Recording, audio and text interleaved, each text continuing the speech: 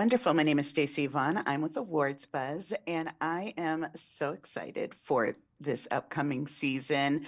Every season of Mythic Quest there's something new that gets added, despite it kind of having, the same characters and being about like a video game studio. There's so many different elements that are brought in.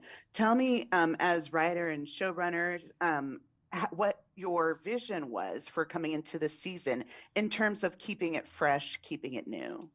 Yeah, well, so last season we split everybody up and we had two different offices. We had Grim Pop and we had Mythic Quest proper, and that was like a fun way to change things up is splitting them up in terms of physical distance.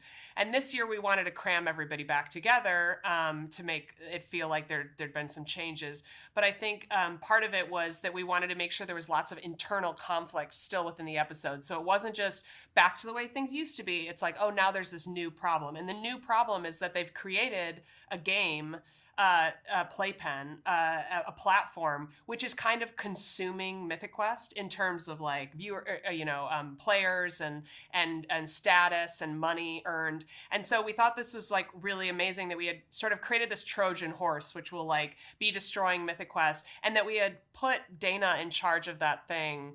She was kind of the person who discovered its what was so great about Playpen. And so we put her in charge of it, and we got to do this fun thing where she had been a sort of protege of Poppy and Ian, last season, and now all of a sudden she's vaulted above them. And so we got to like explore the dynamic of Poppy and Ian, who are usually yelling at each other, being like, who's bigger, who's badder. Now they both are on the same team because there's somebody above them. So that was all new fun dynamics to play. Well, there is something to be said about the idea of there is all this interpersonal kind of politics that a lot of people just don't know about. And so having that brought to the center, even in terms of we have Dana who is not making any money and, her car's always broken and it's always a thing. And then we have Poppy who's like, I use my Porsche as a closet. Yeah. It's just like, that's kind of how it's done. Tell me, Ashley, especially in terms of Rachel, because Rachel is kind of new money. She's in Right. that transition period where she's like, oh, I don't have to eat ramen. I can Yeah. stuff myself with goose liver. But it's like, but is that wise? Tell us about her journey.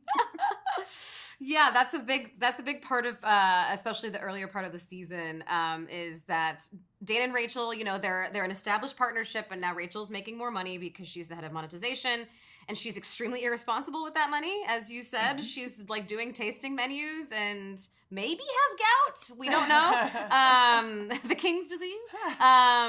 And we thought that was a really fun thing to explore in their relationship dynamic as well, because that's like such a common thing. If you have a partner, that happens a lot, where someone is the breadwinner and someone isn't. And then sometimes it switches. And then how does that affect your dynamics in your relationship? So that's like a really fun aspect of their relationship. And then also it's a funny thing to me as well that as soon as money comes in, it goes out for Rachel. Like there is no planning, there's no saving, there's no nothing. It's just whatever comes in goes out, usually in the form of pate. I think it's because she feels guilty for having money, so she needs to spend it as much as possible. As fast as possible. I was thinking about that because it is such a thing. Like, my mom used to say money burns a hole in my pocket. If I have cash, it's gone. Like, what are we talking about? And you see Rachel kind of do these extravagant, she's got the coat and she's got everything else. But then it's like, oh, but I'm also hundreds of thousands of dollars in debt. But that's fine. It's cool. Don't worry about it. I want to talk quickly about the murder mystery episode. That is such a standout, and it was so fun. Tell me one thing from each of you, and we'll start with you, Megan, about kind of putting that together and crafting it that you enjoyed and that you loved. Yeah. Well, I loved every part of it because I love murder mysteries. And the reason I got assigned to write that episode is because I've been nonstop boring these people about Agatha Christie for years.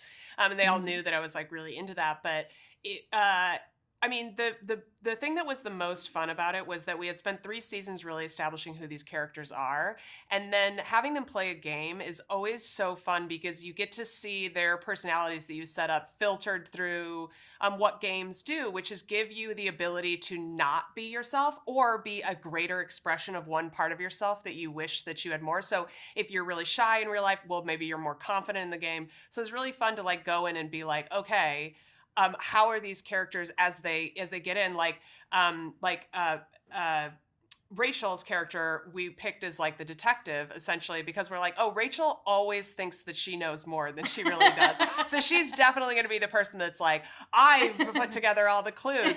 And it was also really fun to have all the other characters be like, oh, she's talking. Why is she talking again?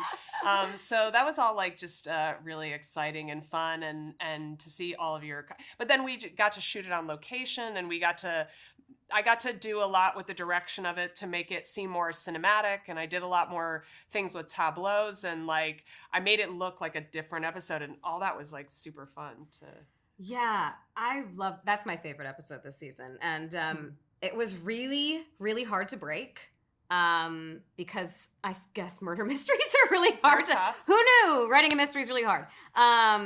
But I feel like we got to a really great break with it. And that was so satisfying to be like, oh my God, because, you know, Megan loves this stuff so much. And I feel like all of us as a collective are like, we have to. For Megan, we have to. For Megan. And then when we finally found like the construction of it that worked, it was so satisfying. And then knowing like, oh my God, this is really gonna happen. And then seeing all the pieces come in, like the costumes and the hair and the makeup. It was just so fun. It sort of came out of the result of us playing Werewolf once as in the writing room. Yes. We played Werewolf just as like a fun game. And one of our writers, John Howell Harris, I don't think he employed a strategy because I don't think he cared. He really hated the game. And so from the very beginning, he just kept being like, I'm a werewolf, kill me. I'm a werewolf, kill me. Like, and then nobody would because they were like, well, why would you be saying that if you actually were one? So he kept staying in the game and he was like, I don't want to play this. So anyway, it was like really fun to think of like the way that, you know, that's such a good game to like bring out social dynamics that was, it was so much fun. It's so fun. You guys all looked so good. She looked so good in her suit and like they got their hair done. It was like awesome. Well, Naomi said that she wants that wig. Yes, and I think that she should should take it. She She should looks get that so to her. good. So good. Thank you, ladies, so much for taking time to talk with me about this fantastic show. I cannot wait for more people to see it. And yeah, just thank you. I can't wait. Thank you so much. Have a great day. You too. Take care.